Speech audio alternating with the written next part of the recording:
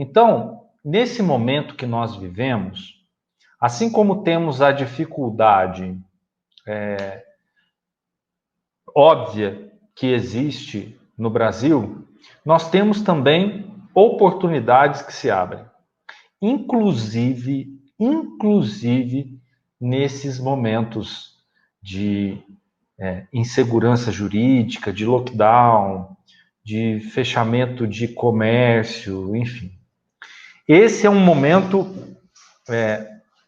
se por um lado ele é um momento difícil para quem conduz processos judiciais, para quem depende do judiciário, para quem depende dos prazos em andamento, para quem depende da movimentação processual, para o advogado que advoga sem processo, esse é um momento importante, porque esse é o momento onde ele tem mais trabalho, onde ele tem mais,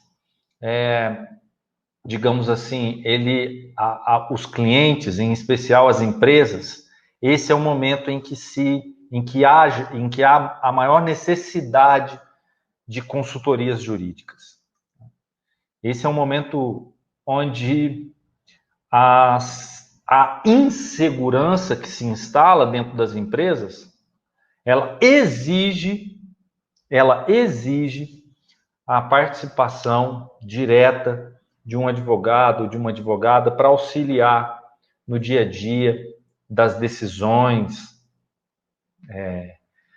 das incertezas, das interpretações legais também, enfim.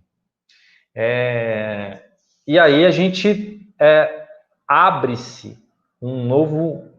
Não é bem um novo mercado, né? Abrem-se portas. Portas são abertas e são muitas, são centenas, são milhares de portas que se abrem nesse momento para a consultoria jurídica. Hoje nós vamos falar especificamente de uma delas, né? Hoje nós vamos falar de uma delas, mas esse é um momento tenso e que é tenso para todo mundo, inclusive para as empresas. Então, no momento de dificuldade, as empresas, elas não vão engavetar agora os seus planejamentos, as suas estratégias. Não. Elas precisam ajustar tudo isso com o momento que nós vivemos. Ajustar uma estratégia aqui, ajustar um planejamento ali, enfim. E todo esse processo de ajustamento de estratégia, tudo isso exige o auxílio de uma consultoria jurídica, para que as escolhas sejam mais acertadas, sejam mais diretas. Né? Então, não há aqui uma omissão, nenhum aproveitamento de uma situação. Não. É uma realidade que existe, que convida os advogados e advogadas a migrarem, né? Aqueles que ainda não migraram, para uma advocacia preventiva, ou uma advocacia que a gente chama de advocacia de crise, né? Toda empresa hoje, ela tem o chamado, ou deveria ter, o chamado gabinete de crise. O que é o gabinete de crise? Gabinete de crise é ali onde vai se encaixar todas as estratégias, todo o planejamento daquela empresa frente à adversidade, à dificuldade gigantesca que está diante da empresa. Então, o gabinete de crise, ele não é defensivo, muito pelo contrário, ele é agressivo. A empresa vai estabelecer as suas estratégias de crescimento dentro do gabinete de crise normalmente. A empresa ela vai vivenciar a crise com foco no seu crescimento, normal. Claro que com planejamento, com estratégia. E esse gabinete de crise, ele exige, e quando eu digo exige, na prática, Para ele ser eficaz na prática, há necessidade de uma consultoria jurídica. Há necessidade de uma participação efetiva de um advogado e de uma advogada. Não só para fazer a interpretação dos decretos, da legislação, nada disso. Isso também, mas isso é o de menos.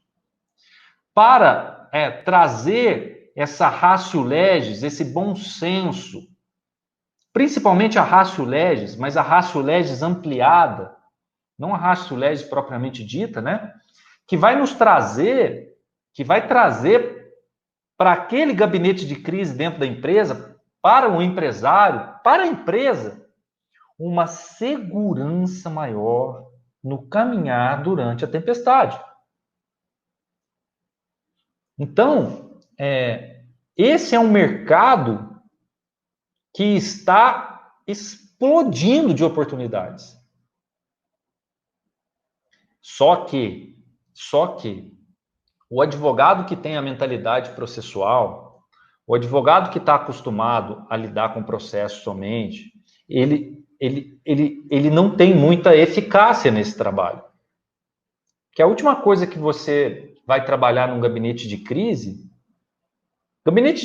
gente, é um rótulo, tá?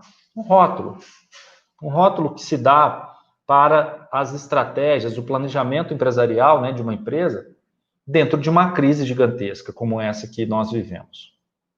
Então, dentro do gabinete de crise, a última coisa que se está preocupada é com a ação judicial. São pensamentos, são estratégias muito grandes dentro da empresa, né? A última preocupação que se tem aqui é especificamente com a ação judicial. Então, por isso que a gente frisa aqui na advocacia sem processo. Vire a chave mental, mude a mentalidade, saia da caixinha de processo e venha para o mar de oportunidades sem processo, no sentido de ter uma mente aberta para o trabalho da advocacia. Hoje eu recebi um comentário de uma colega e ela disse que, quando ela comentava o trabalho que nós fazemos aqui no canal, e ela falava sobre o Faturi sem processo, né? E aí achei engraçado o comentário dela, que ela disse que é muito interessante ter ideias inovadoras, mas de nada adianta, uma ideia inovadora, de nada adianta para acelerar um processo quando nós temos pessoas complicadas para fazer acordo. Eu achei interessante o comentário dela, né? Primeiro que ela demonstra que não conhece a essência do Faturi sem processo, porque o Faturi sem processo não é uma advocacia extrajudicial.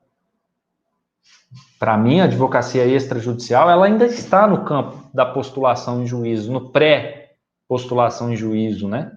Mas a advocacia extrajudicial, ela também está depois do problema jurídico. Então, quando ela faz esse comentário, ela está dizendo que ela desconhece a advocacia antes do problema jurídico. E esse é um equívoco de muitos advogados. Nós fomos treinados na faculdade para sermos exímios remediadores. Pode pegar a faculdade mais top do Brasil. Você vai ver que ela também treina seus alunos para serem exímios remediadores. O que é isso? A faculdade anula todo o campo prévio ao problema jurídico. Anula no sentido de ser omissa, de não trabalhar, de não explorar. Então, ela simplesmente ignora isso na sua grade. Ou, quando trata disso, trata de forma muito superficial. E aí, se estabelece aqui uma realidade para a advocacia, em parte da realidade do mundo, ou melhor, do mercado jurídico. O que as faculdades fazem? Elas exploram parte do mercado jurídico. Parte. Apenas parte do mercado jurídico. Como assim? Ela tira uma fatia, que é aquela que existe depois do problema jurídico, e aí ela explora isso. E aí explora com maestria. Basta observar as matérias, a parte prática de uma faculdade de Direito. Só se explora o pós-problema jurídico. Então, a pessoa foi demitida, teve seus direitos lesados, ali tem todos os fatos relatados e ali o advogado tem que produzir uma reclamatória trabalhista. O casal decidiu se divorciar, ali tem o patrimônio, ali tem os bens, ali tem a questão dos filhos, e aí o advogado tem que construir uma inicial ou então trabalhar numa contestação. Estabelece o crime, põe os fatos, aquela sequência de fatos, o crime, e o advogado precisa fazer um habeas corpus, fazer uma denúncia, enfim.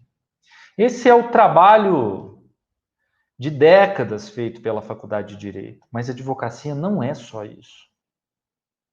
Não é só isso.